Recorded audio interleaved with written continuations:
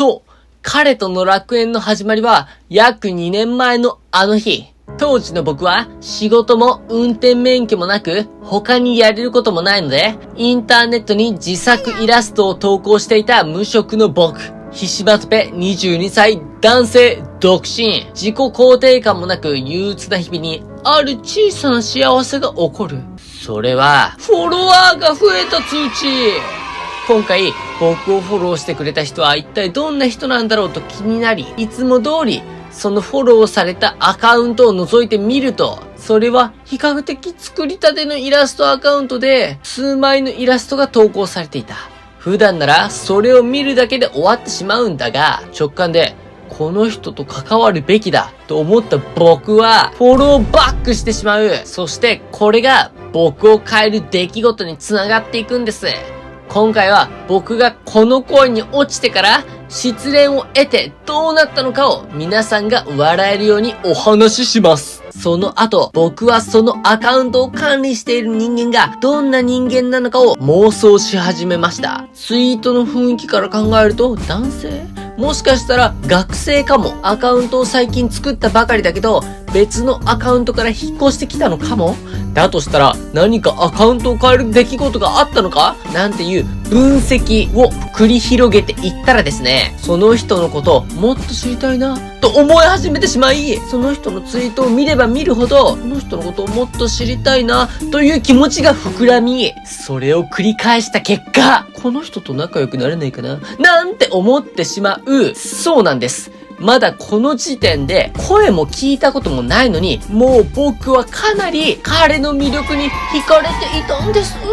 その時から僕は自分の中で明確な目標を掲げました。それはこのアカウントの人間と仲良くなる。そして僕は彼に好かれるために具体的な行動をし始めました。まず彼のイラストにリポストといいねをつける。その後リプライであなたの絵好きですという内容を送りつける。そしてそれをしばらく続けた後、彼の日常ツイートにもいいねなどの反応を送るようにする。こうすることで彼に僕のことを絵だけではなく自分自身にも興味を持ってくれていると感じてもらい、そのように感じてもらうことで、ただの SNS 上の関係から個人的なことも話してもいい人になれる。そうなったら、まずは友達にはなれますよね。少しずつ彼からの信頼を得て、話の流れで連絡先交換したいですと言ってみる。そして彼が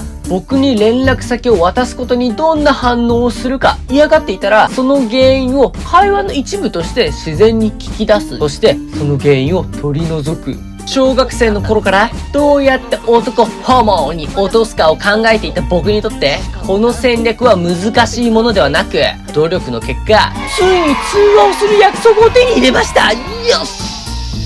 努力の途中、面白い人と思ってもらおうとふざけた結果、怖がられたこともありましたが、それでも作戦は成功。やったぜ。そして実際の彼の声を聞いた時の僕の感想は、めっちゃ声かわいい。もう完全に僕の好みど真ん中。声が好みすぎたので、僕はまだ顔も知らないくせに、彼と同棲したらどんな部屋に住むか妄想してました。妄想は同棲だけではなく、もし、可愛いよって言ったらどんな反応するかとか、彼が仕事から帰ってきて、彼が疲れた顔で玄関に立っている時に僕が出迎えて、優しく抱きしめる。僕の頭の中では、彼は僕をすでに恋人として愛しているので、癒しを求めて僕に甘えてくる。僕の胸に顔を寄せる彼、それを受け止める僕。可愛いなと思いながらしばらくしていると、彼は僕にこう言う。またべ。好きだよ。そして僕も、好き。なんてやりとりが始まり、スーパーゲイナイトファイトが開始してしまうってわけです。具体的にお話ししたいんですが、これ以上お話しするのはなんかちょっと恥ずかしくて。彼の舌を僕の舌と絡ませてお互いを激しく求め合うとか、彼のお尻にほくろが何個あるのか調べたいなんてことを動画では言えないので、今回は、秘密にさせていただくんですけど。しかし、これほどまでに妄想の中ではうまくいってたのに、なぜか告白したら振られました。理由は、僕は恋愛したことないけど、普通に女の人の方が好きだと思う。でした。普通に女の方が好きだと思うって言われて、振られました。もう、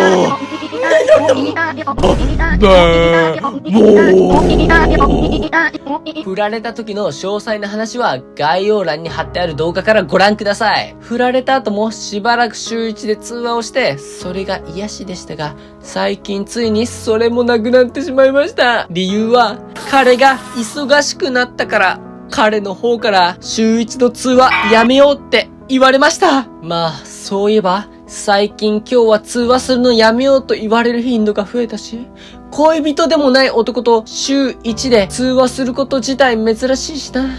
癒しを失った僕がたどり着いた結論。もう彼のことは忘れられないと諦める。そして忘れられないストレスを何かしらの形で発散するってことです。だって、これほど好きになった人の代わりが簡単に現れると思いますか？簡単に埋まる程度のものなら、わざわざこんな動画今まで作ってませんよ！けど、それでいいんです。僕は悲しいですが、今は幸せなんです。だって、こんなに彼のことで自分の心を動かせるなんて。これほど自分が傷つくことができたってことは、自分にとって大切だったってことだと思うんです。彼がくれたものすべて作品にしてみせますよ。もし彼が僕の作品を見たら、僕が感じている彼へのスーパーホモな気持ちの強さに、彼は気持ち悪いと思うかもしれないし、怖いと思うかもしれない。上等ですよ。どう思ってもらっても構わねえ。けどせっかくだったら好きになってほしいし、あわよくば恋愛した。今考えたら、彼の声だけではなく、知性的なところにも惹かれていたんだと思うんです。学生の頃、勉強ができる方だった彼。無口でありながら、ユーモラス。彼の雰囲気をアニメキャラで例えるなら、ちょっと古いんですけど、ラキスタの泉小なたを男にした感じですね。みんな、こんな男が目の前にいたら好きになっちゃうでしょ？別にリアル世界でストーカーしたり永遠に DM 送り続けてるわけではないですから、僕が勝手に情けない姿になってるだけですから、これならどんなこと考えてても別に問題はないですよね。僕が勝手に情けなくなってるだけです。そもそも何かに熱中していたり狂気的な姿って大体他の人からは気持ち悪く見えるものですから、むしろ僕が気持ち悪く見えているんだったら正常です。皆さんが僕の姿を見て何かを感じ取って、それが前向きなものだったら幸いです。それでは皆さん、チャンネル登録、高評価ボタン押してください。僕の心の中にもそれを押し込んでください。